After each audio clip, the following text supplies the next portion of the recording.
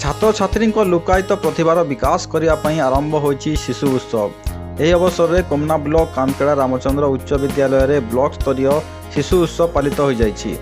ओडिशा माध्यमिक स्कूल शिक्षक संघ बा ओस्टा कोमना शाखा तरफ आयोजित यह कार्यक्रम में मुख्य अतिथि भाव पूर्वतन कोमना ब्लॉक चेयरमैन भक्तराम सबर, विशिष्ट अतिथि प्रदीप कुमार जोशी, सम्मानित अतिथि भाव हरिकेश जाल, जलंधर सबर, तीरंधर सबर, आशीष कुमार बहली, पंचानन मोटारी, महताब गिरी, तपन कुमार बहिदार, वीरेंद्र कुमार नायक प्रमुख जोग देथिले। हिंदी शिक्षक जयप्रकाश कुमार मंच परिचालना करथिले। छात्र छात्री को नहीं नृत्य, गीत, चित्रांकन, वक्तृता भली अनेक प्रतियोगिता आयोजन करा जायतिला। शेष में कृति छात्र छात्री को अतिथि माने पुरस्कृत करथिले।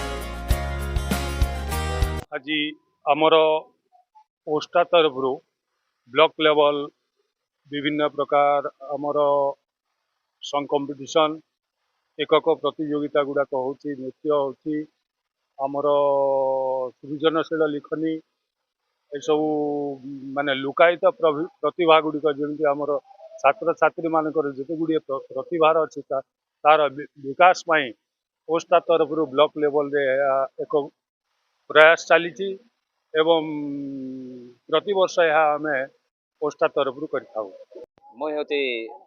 कोमना ओस्टा प्रेसिडेंट श्री महताब गिरी।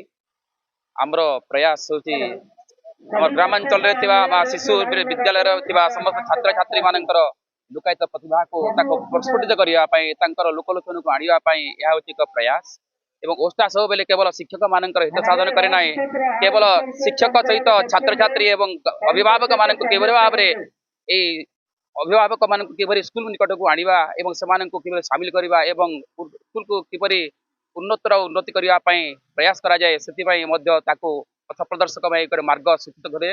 ओस्टार जो प्रोग्राम होती 41तम प्रोग्राम आई प्रोग्राम रे साधारणतः आम पिलामानकर जो इंटरनाल स्किल थाए से गुड़ाक विकसित करने ये सब प्रोग्राम ऑर्गेनाइज करा जाए।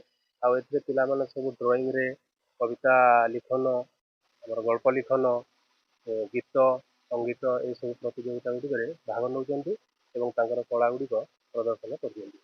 मुई वन एक्ट प्ले रे आसी और मते बहुत खुशी लगुचे और मुई चाहूँ जे माँ बस्त्रायणी आशीर्वाद रे मुई बहुत आगे बढ़मी और मोर घर परिवार नाम रोशन करवा चाहूँ।